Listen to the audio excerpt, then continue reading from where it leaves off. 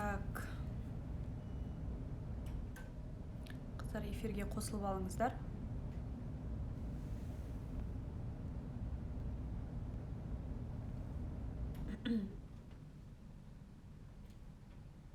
Түсінікті ғой, ақпарат қыздар.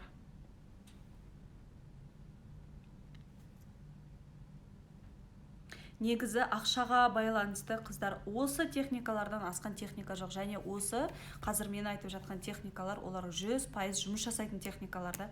Сіздерге қиналып, анандай жасап, мына бір күнде мынандай кошелек деген, қаяқтың кошелек ақша бермейді, қызыл болсын, жасыл болсын, фиолетовый болсын, прозрачный болсын, иә. Сондықтан негізгі жұмыс жасайтын техникалар міне осылар, және бізге бұны қанша ғасыр бұрын беріп қойған ғой, біз өзіміз соны білмейміз, пайдаланбаймыз, өкінішке орай. Так, қосылып алсын. Түсінікті ғой ақпараттар қыздар, иә?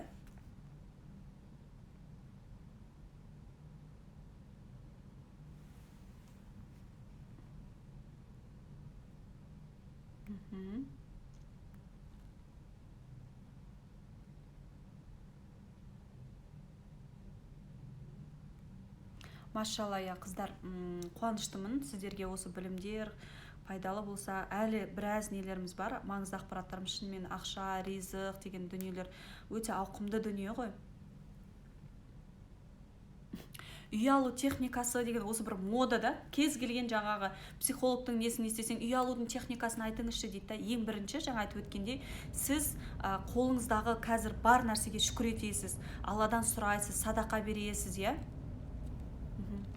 Сөйтесіз де кәдімгідей тахаджуд намазына тұрасыз. Өйткені Алла тағала және үй алудағы ниетті барлығын дұрыстайсыз. Сонымен содан кейін барып тек қана Алла тағала бізге не айтып тұр? Кез келген уақытта біз тек қана ниет етіп қана қоймауымыз керек та, әрекет жасауымыз керек. Яғни біз не істейміз? Мына үй алудың техникасы бір нәрсе деген сияқты да, қыздар, кейде өкінішке орай да мынандай сол техникаларға шынымен сенім артып кететіндер бар да.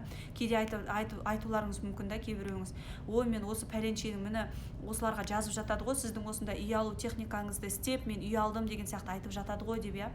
Мынандай нәрсе бар да, қыздар. Жалпы негізі Алла тағала айтады да, маған жалпы дүниенің дейді, осы дүниенің, яғни ақшаның, байлықтың, иә, шыбынның қанатындай құрлы дейді, құны болғанда еді, мен оны ешбір кәпірге бұйыртпас едім дейді. Оның мен үшін ешқандай құны маңызы жоқ деп тұр дүниенің, иә. Ол біздің көзімізге, немізге солай байланып көрініп қалғанда, шын мәнінде Алла тағала үшін оның ешқандай бір дүниенің жаңағыдай құны жоқ та, ол кез келген адамға береді да.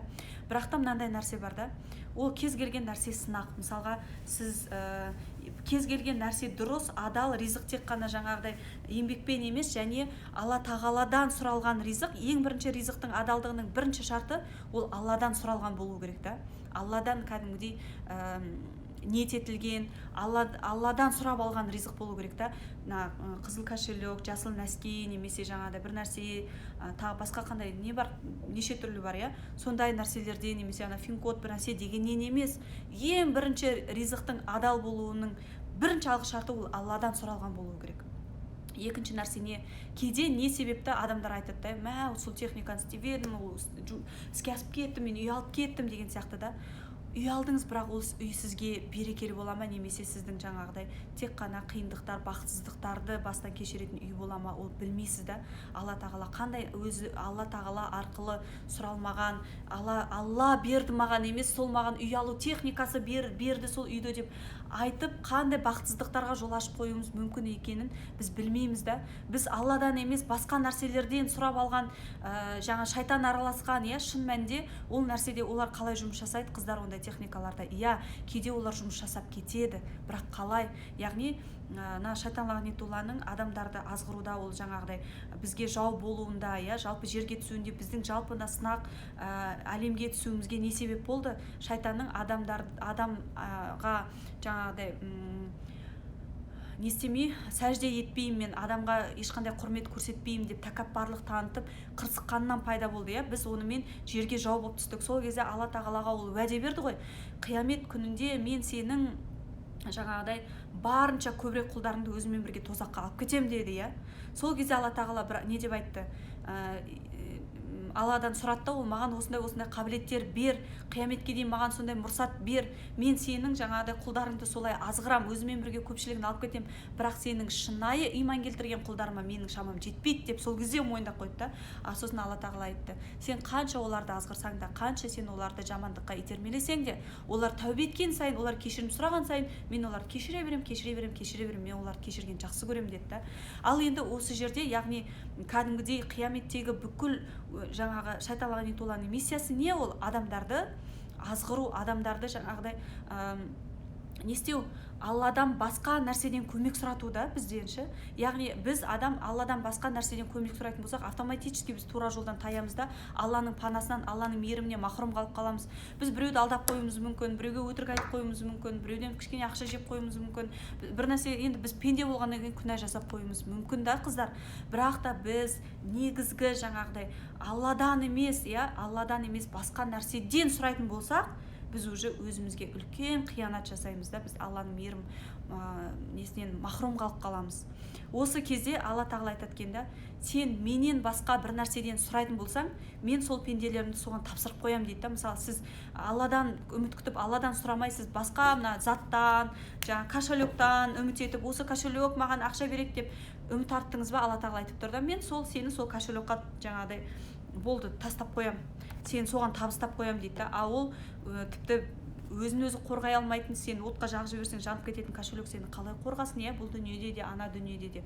Алланың мейірімінен махрұм қалып қалу бітті, сен өзіңе болашақта үлкен бір бақытсыздықтарға жол ашып қоюың мүмкін да. Ал егер білсең, дер кезінде бірден тәубе ету керек та. Білместікпен жасасаң, басқалардың бір білімсіздікпен жасасаң, ол басқа нәрсе да. Сондықтан да бұл жерде жаңағы өте маңызды екен да. Сол үшін шайтан лағнетулла біз не істейді? Алдайды. Ол да біздің жанды жерімізді біледі ғой, бізге не керек екенін, біздің қай жеріміздің ауыратынын, біздің жаңағыдай тура бізге үй керек екенін ол да біліп тұр ғой. Сөйтеді біздің алдымызда осындай информациялар шығарады. Үй алудың техникасы, бір нәрсені жасау деген сияқты, мынандай бір нәрседен сұрайсың, былай істейсің, сөйтесің да үй алып кетесің деген сияқты, Шын мәнінде ол жүзеге асырады да. Ол шайтанға ол түк емес, саған үй алып беруі мүмкін, бірақ ол жаңағыдай салыстыратын болсаң, Алла тағаладан бас тартумен үй алуды алған кезде оған ол түк емес та. Яғни сен үй алу үшін Алладан сұрамай, басқа нәрседен сұрап, сен одан жаңағыдай бас тартып кеттің да, Алланың мейірімінен, несінен, яғни ананы таңдап кеттің, Сол үшін сенде ол может получилось, яғни сен бартыр істеп кеттің да. Былайша айтқан кезде Алла тағаланың жаратушыңның мейірімі, соның Алланың мейірімі, рахымы, кешірімі деген нәрселерді сен үйге айырбастап кеттің деген сияқты бір переводта, қыздар, Алла сақтасын. Сондықтан да біз кез келген нәрседе, үй алу болсын, басқа нәрсе болсын, кез келген нәрсені біз сұрауымызға болады. Дәл осы қазір берілген техникаларды осын жасаңыздар, иншалла әрбіріңізде болады да. Яғни бірінші байланысты реттеу, Алладан сұрау, кез келген нәрсе ризықты тапқан кезде Аллаға жағымды жолдарды, Аллаға жаңағыдай тура келетін, ұнайтын тұстармен табу, содан кейін шүкіршілік айту уже нешеу болды, Байланыс, Алладан сұрау, шүкіршілік, үш, Содан кейін жаңағы садақаға келген болатынбыз, төртінші, яғни садақа. Қандай жағдайда болсаңыз да, сіз өзіңіздің жағдайыңызға қарай садақа беріңіз. Сіздің қазіргі табысыңыздың 10%-ін беретін болсаңыз, міндетті түрде Алла тағала көбейтеді, оны алып келеді. Яғни біз садақа беру деген, былайша айтқан кезде, Алла тағаламен өте тиімді келісімшарт жасау ғой. Былайша айтқан кезде Алла тағалаға сен мысалға 10%-ін бердің, ол саған жаңағыдай қанша есе етіп, 10 есе етіп қайтарып берді, Бұл кәдімгідей 100% жұмыс жасайтын формулада. Яғни бізде сонымен қатар ал зекет, егер зекет беруге жататын болсаңыз, садақаны кез келген кедей, мүлдем жағдай жоқ кез келген адам береді. Ал зекетті жаңағы 85 граммнан асатын дедік қой, егер де сіздің қолыңыздағы қазіргі сіздің бар нәрсеңіз осы 85 грамм алтыннан бір жыл бойында сақталып тұрған болса, міндетті түрде зекет беріңіз да. Себебі Алла тағала айтып тұр, мал дүниелеріңді зекетпен, садақамен қорғаңдар деп тұр да. Былайша айтқан кезде ол защитный щит та. Мысалға шынымен де осыған сеніп зекет беріп, бір жылдар білесіздер, осы Алматыда барахолка қанша рет қалай өртенді, қайта-қайта. Сол кезде өртеніп сөйтіп жатқан кезде бір осы мұсылман кісі ол айтады да, спокойно болғанда, ешқандай да осындай өртеніп жатыр десе, ол спокойно айтады дейді да, мен зекетін беріп қойғам депші. Ана басқалар түсінбеген ғой ананың эмоциясында, кәдімгідей адам спокойно отырғанда, пожар не болып жатыр екен, анау мынау десе бәрінде нервный срыв, тіпті сол пожар болып жатыр деп есептеген кезде қаншама адамның кәдімгі нерв жүйесіне зақым келіп, олар деген қанша одан кейін неврозды аурулардан ары қарай емделіп қиналды да. Ол адам, оның жүрегі тып-тыныш та, ол еще оның тәуекелділігі, ол іс-әрекетпен жасады, және ол спокойно жаңағыдай Алланың сондай уәдесіне конкретно сеніп отыр да, спокойно отыр дейді да, мен зекетімді беріп қойғам деп. Шынында да қыздар қалай ойлайсыздар, иә, сол қаншама адамның бутиктері жанған, өртенген, жоқ болып кеткен да, ананыкіне келген кезде тоқтап қалған ғой. Кәдімгідей шынында да ол ешқандай да өрт оныкіне әсер етпеген да, келмеген, жаңағыдай оның дүниесі несі кетпеген. Шынында да ол мысалға ең мықты страховой полис та. Қазір мысалға жаңағыдай страховка бар ғой, бәріміз машина страховка жасаймыз, үйді страховка жасаймыз. Қазір адамның өмірінде страховка жасау басталды, иә, неше түрлі компанияларға, иә. Бұл шын мәнінде 100% жұмыс жасайтын ең надежный Алла тағаланың, мысалы айттық қой бағанағы номер 1 крыша, ол біздің Раббымыз, жаратушымыз деп, иә. Сен номер 1 крышаға страховка жасап тұрсың да, соған оформлять етіп тұрсың страховка, иә. Яғни осы жерден зекетті есептеу деп Google-ға терсеңіздерде, осы біздің Астанада жаңағыдай Астана зекет қоры деген компания бар, иә. Ол есептеп бәрін сонымен айналысады, өте мықты мұсылмандар кәдімгідейші, бәрін реттеп тұрып жасайды, қаншама үйіп төгіп зекетті береді. Олар берген сайын Алла тағала ризықтарын арттырып жатыр да. Былайша айтқан кезде осы жаңағыдай ниет бізде мынадай болу керек та, баю үшін. Алла тағала, мен сенің алдыңдағы 5 парызымды толық орындайтын мұсылман етші мені. Алла тағала, мен 5 парыздың 4-ші 5-ші пункттерінде толықтай орындайтындай осындай жағдайға мен жеткізші. Яғни баюға деген дұрыс ниет осылай қалыптасу керек. Алла тағала, мен осындай байып, мен беруші, садақа, зекет беруді беруші қолдардан болайыншы деп пайғамбар саллаллаху алейхи айтқанда, алушы қолдан беруші қол әлде қайта жақсы деп, жақсырақ деп.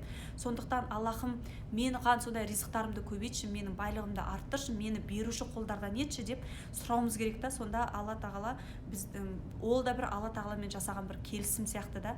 Яғни сен Алла тағаламен келісім шарт жасасып жатсың да, ол саған ризық береді, сен оны жаңа Алланың жолында жұмсайсың да, ол саған одан сайын береді. Ол өте үлкен, яғни үйіп төгіп одан сайын бере береді. Оңай, ондай адамдарға ешқандай қиналусыз ризық оңай және адал жолмен келеді да. Және Алладан сұраған кезде, Алла тағала маған өзің разы болатын, сенің құзырыңда сондай жаңағыдай қабыл болатын амалдарға жұмсалатын, маған екі дүниеме хайырлы болатын адал сондай ризықты оңай, жақсы жолмен көптеп келуін маған нәсіп етші деп біз міндетті түрде сұрауымыз керек та. Мына садақамызды, зекетімізді беріп отырып, біз осылай келісім шарт жасауымыз керек. Алла тағала, мен сенің жолыңа осыны жұмсауға ниет еттім. Аллахым, міне маған осы ризығымды арттыр, мені беруші қолдардан ет, менің беруімді мына дәрежеден одан сайын маған арттырып берші деп сұрауымыз керек екен да, міндетті түрде.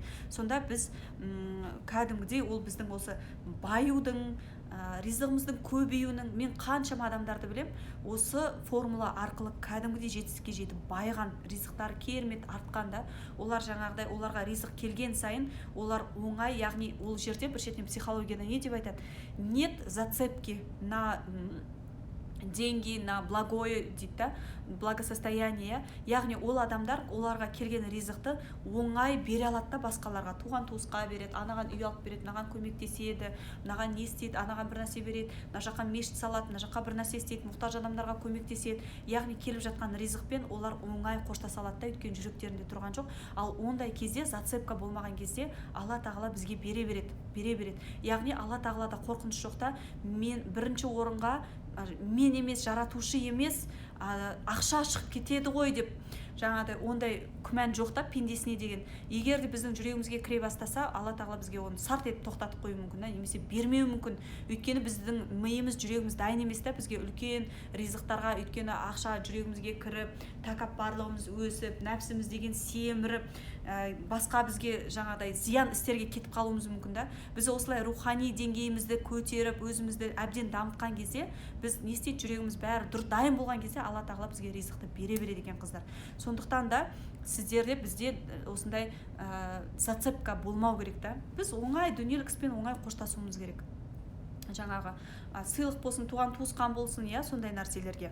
Яғни ол өте үлкен формулардың бірі. Және 5-ші пункт бізде туыстық қарым-қатынас. Туыстық қарым-қатынастың дұрыс болуы ол біздің мынандай Алла тағала Құранда бүйтіп айтады да, хадисте де, кім бай болғанын және ұзақ өмір, берекелі өмір сүргенін қалайтын болса, туыстармен дұрыс қарым-қатынаста болсын дейді да. Бұл жерде мысалға біз енді туысқандармен жаңағыдай арпылдасып, ұрсып, жаман бет көріспей жатқан жоқпын ғой, нормально ғой деген нәрсе кірмейді да бұл жерде, иә. Бұл жерде туысқандармен жақсы қарым-қатынас және туыспен қарым-қатынасы бізде қандай, иә? Біз обычно көп жағдайда біз қарым-қатынас жаңағыдай жағдай жақсы, ақшасы көп туыстарымызға көзқарас басқаша болуы мүмкін да. Астыртын біз өзіміз де байқамай, неосознанно біз одан бір дәметіп тұруымыз мүмкін да. Осы енді осымен жақсы қарым-қатынаста болсам, сондай бір маған бір жұмыс беріп қалса, ертең күнім түсіп қалғанда маған көмектеседі ғой деген сияқты да. Ниет ондай болмау керек та. Және жағдайы нашар туысыңызға да бірдей қарауымыз керек та бізде. Менсінбей, ой, осы бір жыланып тағы да бір нәрсе сұрауға келе жатқан шығар деген сияқты болмау керек. Керісінше Алла тағала сізге бір үлкен ризық несібенің бір есігін ашайын деп, сол арқылы ана бір туысыңызды есігін қақтырған болуы мүмкін да. Сол туысыңызға жақсы қарым-қатынас көрсетіп, кішкене көмектесіп жүрсеңіз, сізге үлкен бір жақсы бір жақтан нығмет сау өтіп кәдімгідей келейін деп тұрған шығар. Сосын бізде мынандай нәрсе бар да, туыстық қарым-қатынаста. Мысалға, әрбіріміздің туыстарымыздың ішінде бізге жаңағыдай провокатор туысқандарымыз бар, иә, бізге жаңағыдай сынақ алып келетін, немесе жаңа бізде қалай болады, туысқанға бір жақсылық жасаймыз, иә, сөйтеміз де біраз уақыттан кейін олардан қайтарым күтеміз. Немесе олар қайтарым жасамай қалса, ой, оңбаған ит десе, жақсылықты білмейтін, оларға ештеңке істемеу керек, бермеу керек оларға, жақсылықты білмейді олар деген сияқты болады да бізде. Немесе керісінше кейде мынандай нәрсе болады екен да, тура осы туыстардан бізге Алла тағаладан сынақ келеді да. Яғни сен жақсылық жасайсың, бір көмектесесің, бірақ артынан саған жаңағыдай керісінше иттік істеп кетуі мүмкін да. Немесе сөз айтуы мүмкін, өсек айтуы мүмкін, ой, мынандай деп бір нәрсе айтуы мүмкін да. Сынақ келеді да сізге. Сол кезде сіздің оған қарым-қатынасыңыз қандай болады да? Сол нәрсе өте маңызды екен. Жақсы адам деген ол жақсылыққа жақсылықпен қайтарған адам емес екен да. Немесе жаңағыдай жақсылыққа жақсылық күткен адам емес екен да. Жақсы адам қашан болады? Жамандыққа да қайтадан жақсылықпен жауап берсек, біз сол кезде шын мәнінде жақсы болады екенбіз да. Яғни мысалға жаңағы сіз жақсылық жасадыңыз бір туысыңызға, сосын артынан оның бір иттігін көрдіңіз, немесе сізге бір сатқындық істеп кетті, немесе бір дұрыс сіз күткендей сізді күтпей қойды, иә, сізге қайтарым бермей қойды. Сол кезде одан жиреніп араласпай болды деп ат үстін кесіп кетпей, сізге жамандық жасап тұрса да, оған дұға жасап не істеп, одан кейін барып қайтадан сіз оған жақсылық жасайтын болсаңыз, білесіз ба, сол кезде сіз нағыз туыстық қарым-қатынасты Алланың разылығы үшін керемет ұстанған адам боласыз. Сол кезде Алла тағала сізге ризықтың басқа нәрселерін ашып қояды, басқа керемет есіктерін ашып қояды да. Сіз иттік жасап кеткен туысқаныңыз алдыңызға тағы да бір басы салбырап келген кезде, ой, сен маған сөйткенсің, вообще көзіме көрінбеш, кетші демей, иә. Керісінше оған сол кезде де мейірімділік танытып, тағы да бір көмектесіп, иә. Негізі жаңағыдай Алланың жақсы сөздерін айтатын болсаңыз, сізге міндетті түрде Алланың мейірімі, рахымы көбейе түседі да. Алла сол кезде сондай құлдарын жақсы көреді екен да. Ал ондай кезде Алла тағала бір құлын жақсы көрсе, ол Жәбірейіл алейхиссалам шақырып алып айтады екен, ей Жәбірейіл, мен пәленше деген құлымды жақсы көрдім, сен де оны жақсы көр деп. Жәбірейіл алейхиссалам барып бүкіл басқа періштелерге айтады екен да, біздің Раббымыз пәленше деген құлын жақсы көрді, сендер де оны жақсы көріңдер деп. Бүкіл періштелер, аспан мен жердің арасындағы барлық періште жақсы көрген кезде, автоматты түрде бүкіл адамдардың жүрегі, қыздар, Алланың қолында ғой, ол қалай құбылса солай қарай құбылады. Сол кезде бүкіл адамдар ана жаңағы адамды өзінен өзі жақсы көре бастайды екен. Кәдімгідей сен кейде бір адамды танымауың да мүмкін, көрмеуің де мүмкін, бірақ сыртынан құрметтейсің, жақсы көресің де, өйткені оны кім жақсы көреді? Алла тағала жақсы көреді. Тура сол сияқты мына жерде мына туысыңа деген көзқарасын бәрін Алла тағала осы туысыңның жүрегінде саған деген махаббатты, мәртебені арттырып сөйтіп қояды екен да, ризығыңды көбейтіп, сені одан сайын беруге, бөлісуге деген қабілетіңді арттырып тастайды екен да.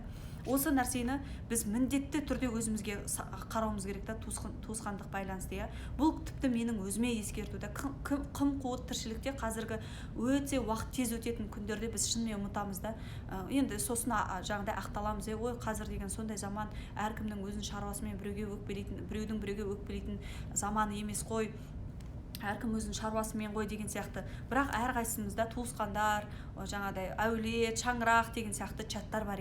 Әдетке айналдырыңыз да, күнде таңертең барлығына жаңағыдай қайырлы күн менің құрметті туысқандарым, баршаңызға күндеріңіздің сәтті өтуін, Алланың рахметін, күндеріңіздің сондай бір нығметке толы болуын, Алланың рахым мейіріміне толы болуын тілеймін.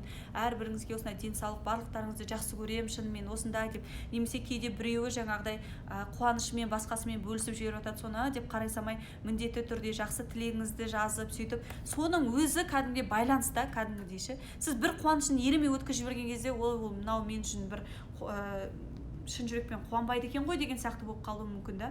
Әрбірімізге бұл маған да ескерту да. Кейде мен де мысалы ұмытып кетіп жатам, туысқандар чатында не деп, қазір чат көп қой барлығымызда. Сондықтан осы нәрсені қадағалап туысқандармен жақсы қарым-қатынасты ылғи да дұрыстап ұстауды әдетке айналдыруымыз керек. Сонымен қатар тағы да бізде алтыншы осы ризығымызды арттыратын, көбейтетін нәрсе, қыздар, және бізді кедейліктен сақтайтын нәрсе. Ана туыстардың ішінде сонымен қатар тіленбеу, жоқ деп айтпау, бізден қорқынышта туысқандарға бар жағдайым жақсы деп айтса, олар жаңа ақша сұрай бастайды деген қорқыныш бар да көбімізде. Сол үшін туысқандар келсе, ой мына бала шағам, ананы үйлендіруім керек, мынаны оқытуым керек, мынаны бүйтуім керек, өзіміз осылай қиналып жатырмыз деп сұрамаса да жаңағыдай қиналған жағдайын айтып шығады да кейбір адамдар. Ондай болмау керек. Аллаға шүкір, альхамдулилля, жақсымыз деген сайын керісінше саған жақсы адамдар жақындай береді. Шаман келсе бер, Алла тағала саған 10 есе оны міндетті түрде қайтарады. Сен ол арқылы келмесе, басқа адам арқылы келеді. Бала шағаңа беріледі.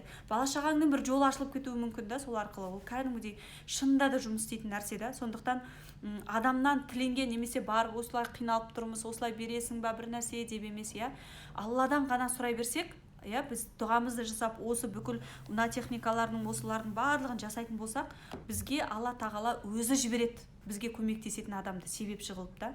Біздің осы отбасымызбен бір ылғи да көмектесіп тұратын бір неміз бар, отбасымыз бар.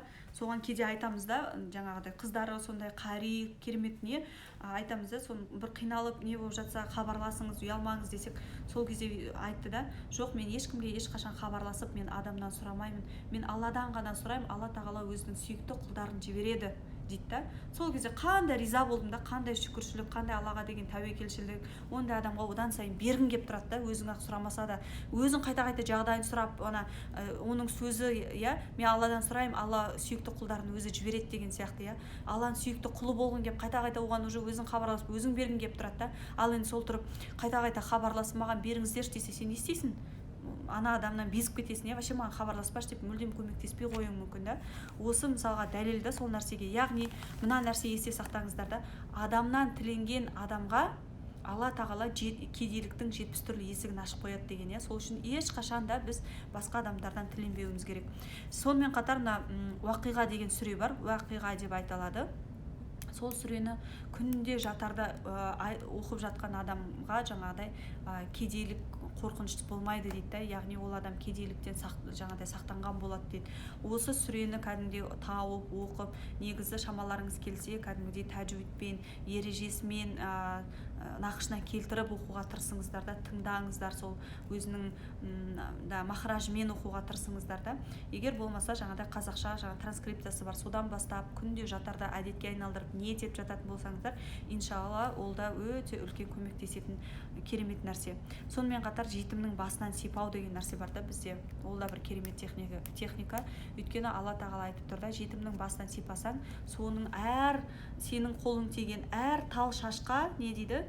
Саған сауап жазамыз дейді да, ризық артады. Оған сенің әрбір айтқан мейірімді сөзің, вниманиең, яғни сен ол бір психологияда жаңағыда ресурстардың көбеюі дейді да, әйел адамдарға да ол өте күшті әсер етеді.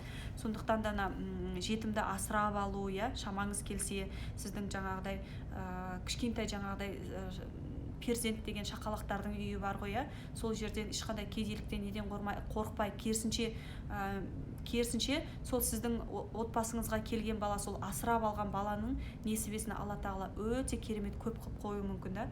Мысалға пайғамбарымыз саллаллаху алейхи вассаламды сүт анасына беріп жібереді ғой, сол кезде сол сүт анасының жағдайы жақсарып, қойлары егізден туып көбейіп, тіпті сол пайғамбарымыз саллаллаху алейхи вассалам еметін емшегінің сүті де құнарланып көбейіп кеткен да. Өйткені Алла тағала пайғамбарымыз саллаллаху алейхи вассаламның несібесін сондай мол етіп қойған, иә. Сол сияқты тіпті жетім баланы отбасына асырап алу қандай жағдай болса да, иә, ол керемет қандай неткен сауап. Шынымен сіз сол арқылы сіздің өзіңіздің туған балаларыңыздың да болашақта ризығы сондай мол, өздерін тапқан керемет бизнесмен, аты шыққан сондай бір мықты қоғамдық тұлғаларға айналуына мүмкін, жол ашуыңыз мүмкін да, Алланың қалауымен, иә. Ниетіңіз дұрыс болып, яғни Алла үшін осындай ниет етіп, осындай егер іске баратын болсаңыз, иә, ойлаңызшы, ол әшейін басынан сипағанның өзінде бізге Алла тағала қандай сауаптарды уәде етіп тұр. Егер де біз сол баланы асырап алатын болсақ, Алла тағала по-любому ол жетім бала болса да, оны анасын жатырында жатқан кезде оның маңдайына ризығын, несібесін жазып қойған.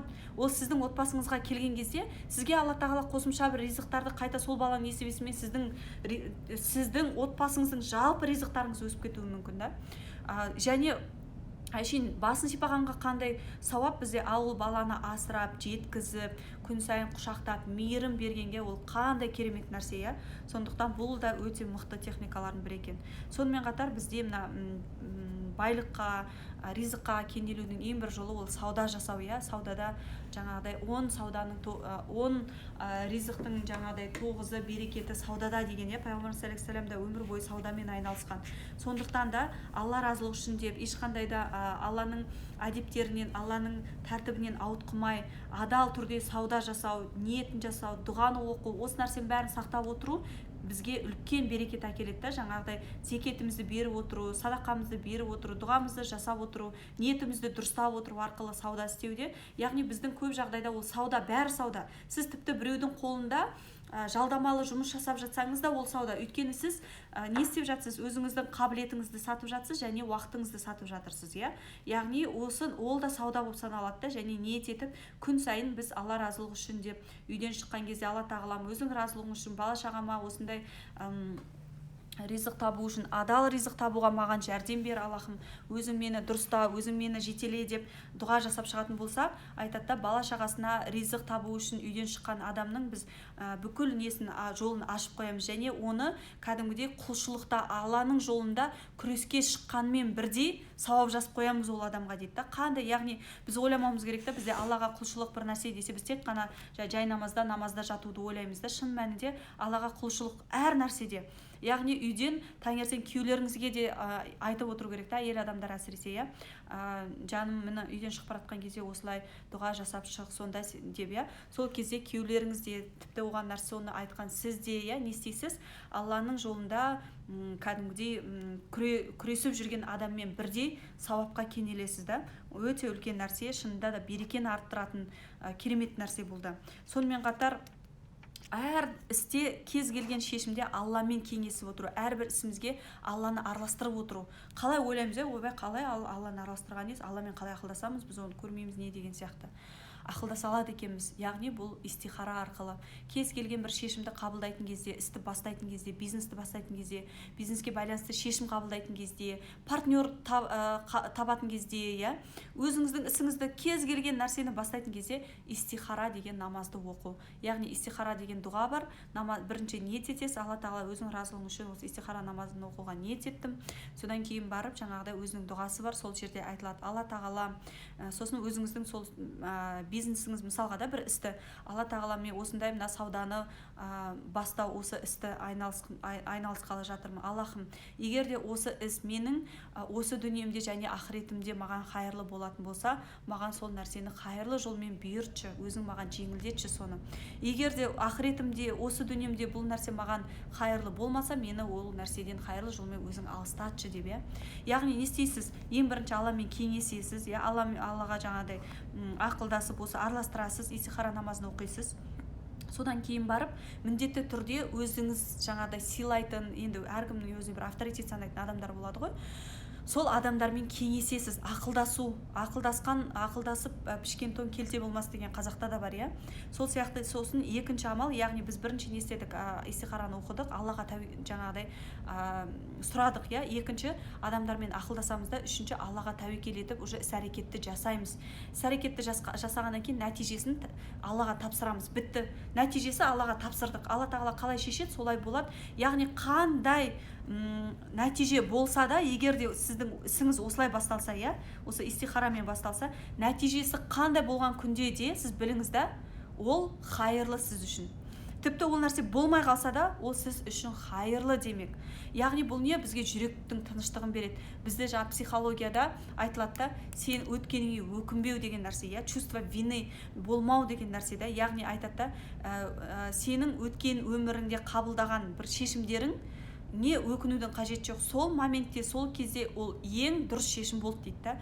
Яғни егер де бізде осы жолмен кез келген ісіміз, бизнесіміз, жұмысымыз, кез келген шешіміміз осылай басталатын болса, біздің біріншіден жүрегіміз тыныш, және ол түбінде бізге хайырлы болып шығады да, қыздар. Қандай жағдай болса, тіпті мен өзіме алдында үйіме ремонт жасайтын кезде тіпті интерьер дизайнердің өзін истихарамен немен сұрап алдым да, менде ол неге береді, сосын барып сен жүрегіңе тыныштық, яғни сенде сенім пайда болады ғой, сол уже іске аса бастаған кезде, енді мен истихарамды оқыдым, Аллаға тапсырдым, бәрібір қандай болған кезде де осы шешім дұрыс, осы мен үшін хайырлы деген кезде сенде напряжение, іштегі теріс вибрациялар кетеді екен да, жоқ болып кетеді, яғни андай теріс энергия кетіп қалады да. Ал вибрацияң сенің дұрыс, энергияларың оң болған кезде шынында да нәтижеге де фокус бәрі дұрысталады да. Психологиялық тұрғыдан түсіндіргенде ол солай жұмыс жасайды екен.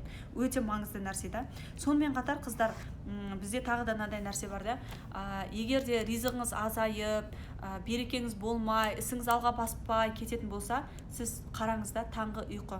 Ерте тұру тақырыбын бекер өткен жоқпыз да. Яғни адамдардың ризығының кем кетуінің бірден бір себебі ол күнмен таласып ұйықтау.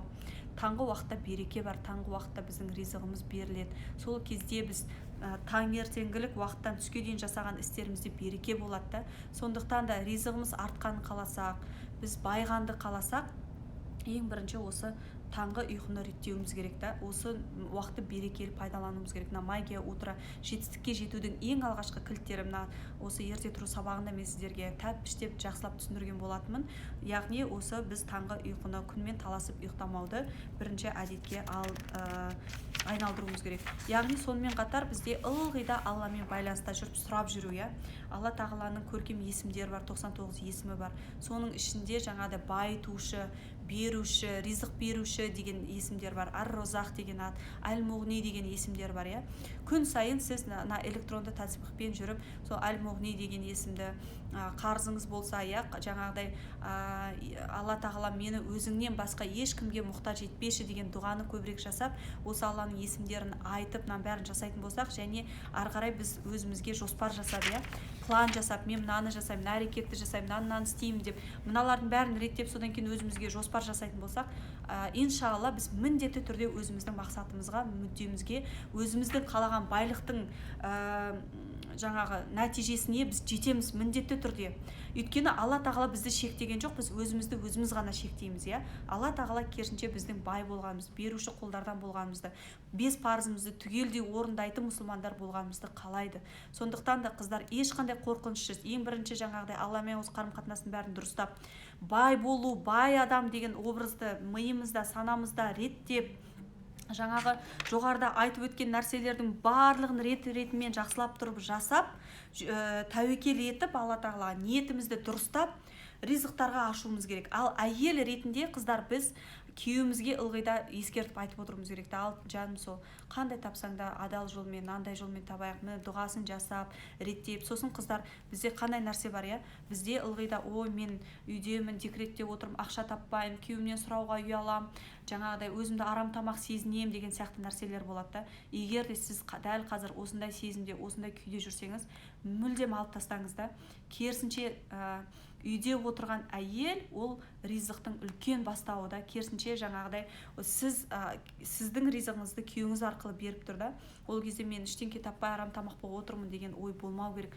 Керісінше жаңағыдай өзінің әйелдік маңызын, әйелдік жаңағыдай профессиясын керемет біліп, толыққанды күшті әйел болған адам міндетті түрде күйеуінің ризығына өте күшті әсер етеді да, өзінің ризығына да, басқасына да, яғни ол ортақ, еркектің күшті да осы жерде еркектің ризығы ол отбасының ортақ ризығы да, әйелдің ризығы ол тек қана әйелдің ризығы. Яғни күйеуіңіз арқылы келгенде де сіз үйде отырғанмен сіз несіз? Сіз жаңағыдай өз-өзіңізді жұмыспен қамтып отырған адамсыз үйде, Сіз сонымен қатар Роберт Кийосаки бар ғой, финансовый жаңағы не бар. Соның керісінше үйде отырған әйел төртеуіне де кіреді. Яғни сіз өзіңізді жұмыспен қамтып домохозяйка болу, үйдің жұмыстарын жасауда, ол да жұмыс кәдімгідей, ол да занятость, оған да кәдімгідей навык керек, оған да жаңағыдай білім керек, оған да кәдімгідей қабілет керек, Екіншіден, сіз міндетті түрде жаңағыдай бизнесменсіз, бизнесвуменсіз да, іштен бізде бизнесвумен деген тек қана ақша жасаған сияқты да, жоқ, сіз өзіңіздің тамақ істеу, басқа қабілеттерін сату арқылы күйеуіңізден соған заработная плата алып отырсыз да. Сонымен қатар сіз жаңағы жұмыс беруші деген сияқты, күйеуіңізге ақша салушы және инвестор, сіз өте мықты инвесторсыз. Осы 4 сатыдан өтіп барып, ең жоғарғы саты бұл инвесторда, барлығымыз осы инвесторға ұмтыламыз. Ал үйде отырған әйел ол керемет, біз барлығымыз инвестормыз, өйткені біз әйелдік негізгі мамандығымызды керемет игеру арқылы біз күйеуімізге инвестиция салып отырмыз, өзімізге инвестиция салу арқылы оған бала-шағамызға инвестиция салып отырмыз, оның барлығын многократно көреміз. Сол үшін біз өзіміздің әйелдік табиғатымызды толық меңгеріп, өзіміздің ішкі соның барлығын жақсылап меңгеретін болсақ, біз жаңағыдай сауатты инвесторға айналамыз да, біз сонда эффективный инвесторға айналамыз. Сол үшін де біз қылықты әйел сабағына келіңіздер, өздеріңізді таныңыздар, біліңіздер, өздеріңіздің профессияларыңызды жақсылап игеріп алыңыздар, чтобы ертең күшті инвестор болу үшін деп айтамыз қыздарға, Сондықтан да қыздар, міне адал ризық осылай, барлығын сіздерге ақпарат өте көп берілді. Бұл тақырып негізі бір күнде біте салатын емес, тіпті бізде осы адал ризық деген бөлек жаңағыдай видео вебинар болатын, ақылы түрдегі, ол жақта тақ қосымша нәрселер беріледі. Бүгінгі күннің өзінде сіздерге біраз ақпараттар берілді. Осының барлығын жасаңыздар, бай болыңыздар, қарыздардың барлығына қарызбын демеңіздер, фокусты ауыстыруымыз керек. Біз көп жағдайда әйелдер қателік жасаймыз да. Ақша көбею үшін біз ойлаймыз, жаңағыдай шығындарды азайтуымыз керек деп, біз өзімізді бір нәрселерден тыямыз, өзіміздің қалап тұрған нәрселерімізден бас тартамыз да. Негізі ол дұрыс емес. Менің басымда да сондай болды. Керісінше қыздар, бізде ризықтың ненің артқан қалайтын болсақ, керісінше біз фокусты доходымыздың расходымызды азайтуға емес, керісінше доходты көбейтуге қарай жұмыс жасауымыз қажет. Сол кезде бізде ризық кәдімгідей арта бастайды. Шынымен фокусыңыз күшті жұмыс жасайды да. Сондықтан наоборот өзіңізге мұрша беріп, инвестиция салып, қайта доходтардың келуін ол міндетті түрде жаңағыдай қайтып айналып келеді бізге. Фокусты осылай әсер етіп, өзгертіп, осылай ризығымызға, біздің нығметтерімізге кәдімгідей өзгеріс енгізуімізге болады. Барлығы жұмыс істейді, тек қана бізден не керек? Дұрыс ниет керек, амал керек, Алладан сұрау керек, және іс-әрекет керек, іс-әрекет керек. Сонда біз міндетті түрде қалаған мөлшердегі ризығымызға Алланың қалауымен, мейірімімен, әділеттілігімен жетеді екенбіз қыздар. Солай баршаңызға Алла тағала екі дүниеде қайырлы қыздар, екі дүниеде шынымен біз үшін қайыр болатын, бізді тек қана жақсылыққа итермелейтін, бізді негізгі бақытымыздан алып кетпейтін, сондай Алла тағала бізге қайырлы нығметтерді нәсіп етсін. Алла тағала әрбіріңізге тек қана жаңағы материалдық тұрғыда емес, рухани, материалдық барлық жағынан нығметтерді үйіп төгіп берсін, байлықтардың барлығын. Бай, әдемі, өзіне кез келген жақсылықты жаңағыдай өзіне сондай барлығын рұқсат бере алатын керемет келіншектер болуларыңызға тілектеспіз. Алған білімдеріңіз қайырлы жолмен өздеріңізге, керектеріңізге жарасын. Алланың панасында болыңыздар, мейірімінде болыңыздар. Өмірдегі ең басты байлығымыз Алланың рахымы, мейірімінен ешқашан махрұм қалмайық. Егер де Алланың бізге рахымы, мейірімі, панасы бізбен бірге болатын болса, кез келген тығырықтан шығуға болады, кез келген нығметке жетуге болады. Ол еш нәрсеге айырбастамайтын байлық. Сондықтан негізгі байлық бар екенін біліп, бірінші соған шүкір етейік те, қалған сонда ризықтар бізге иншалла келе береді. Барлығыңызға соны тілеймін. Ассаламу алейкум ва рахматуллахи баракатух.